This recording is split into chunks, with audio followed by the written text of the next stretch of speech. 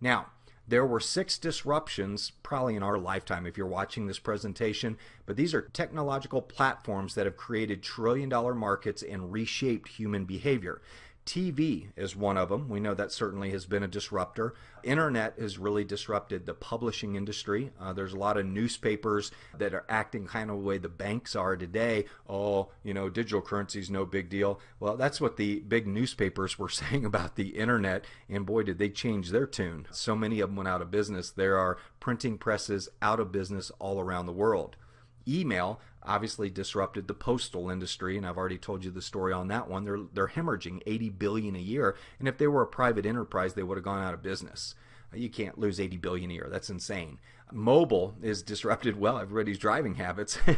I mean, mobile's disrupted everything. I could go on and forever, but you know that to be true. That platform is absolutely amazing.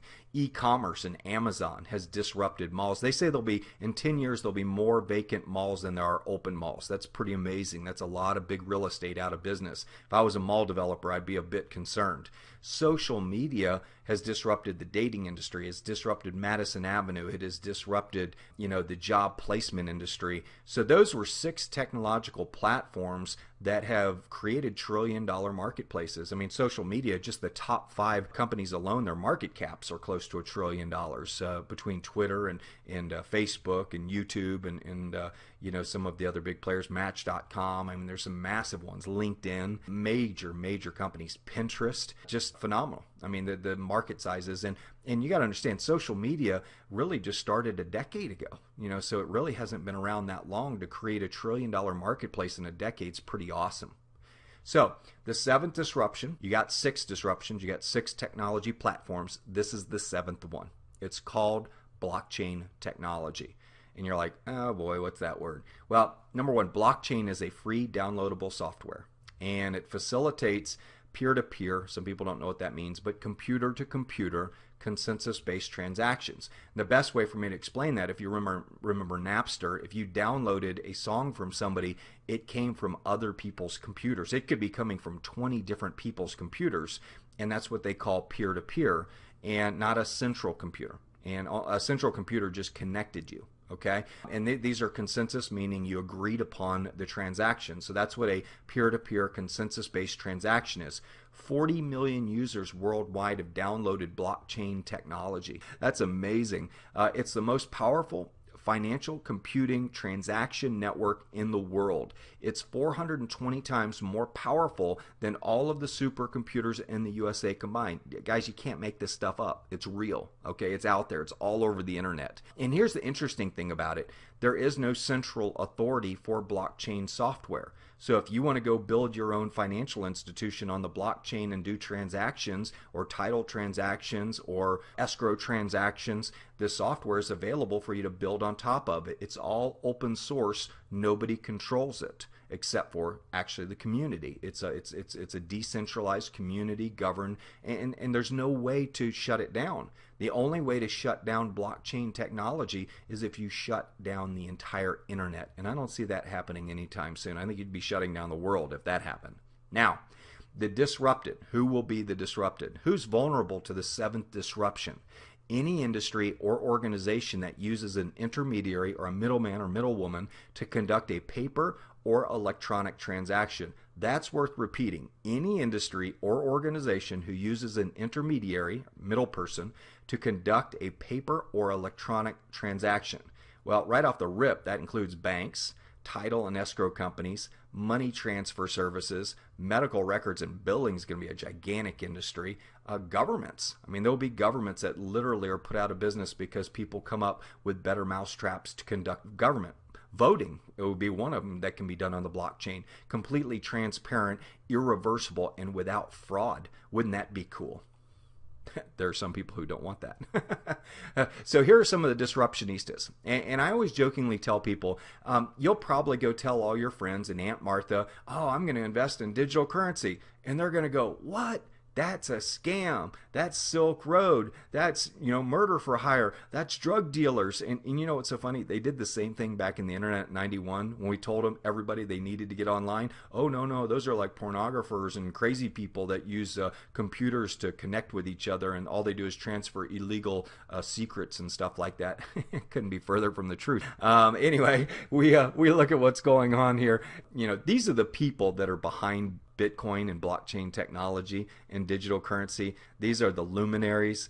These are the experts. These are the investors. I mean, Richard Branson, the guy's a billionaire. I think he's got more cred than your Aunt Martha, or even your father, or even your financial advisor who doesn't even know what blockchain technology is.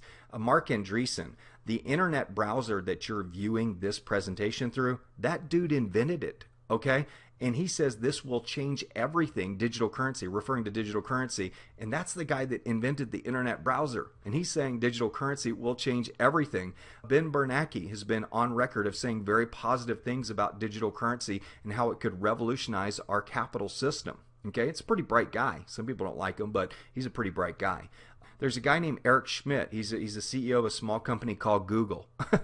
He says it's a remarkable cryptographic achievement and has the ability to create something not duplicatable in the digital world. It has enormous value.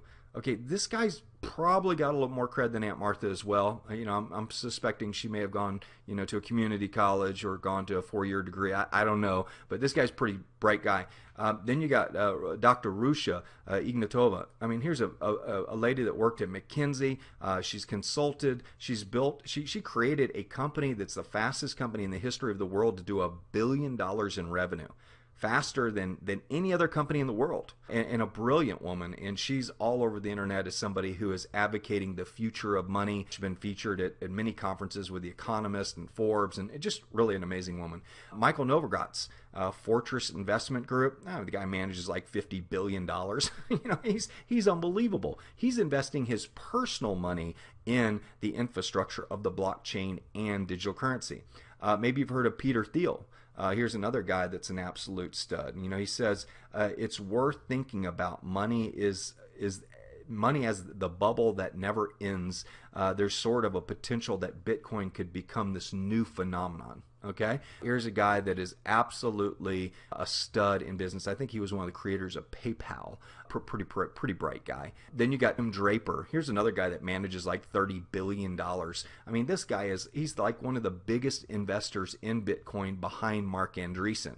Okay, and then Peter Diamandis in the lower right-hand corner, the founder of the X Prize, has been well quoted as saying, this is the future. That digital currency and Bitcoin and blockchain is where it's at. So these people, please do me a favor, research this before you take Aunt Martha's, because Aunt Martha talked you out of Apple. Just remember that. Aunt Martha talked you out of investing in Microsoft. Don't listen to her again. These are disruptionistas.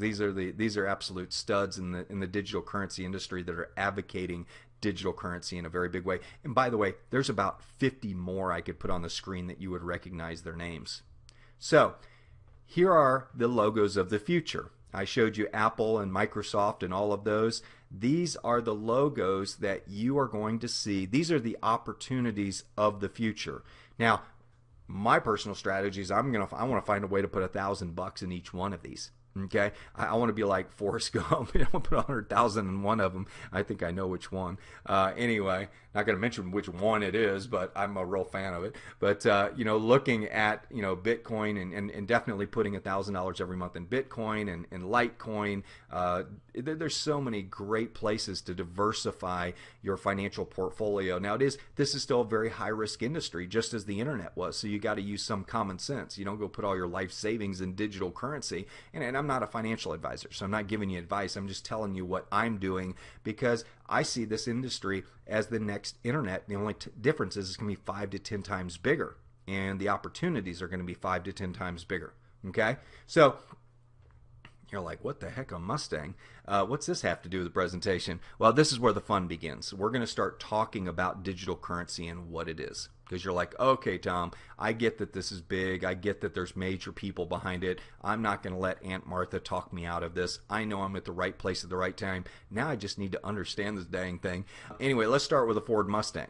The interesting thing about digital currency is it's finite, meaning, when you create a mathematical equation to create digital currency, it's capped at how many coins it can actually create. Now, there's no physical coin. A coin is synonymous with a serial number, and we'll get into that here in just a second. Everything's a serial number. Anything that's got value is a serial number. Okay, the Mustang was a serial number as well, and I'll tell you what I mean by that in a minute.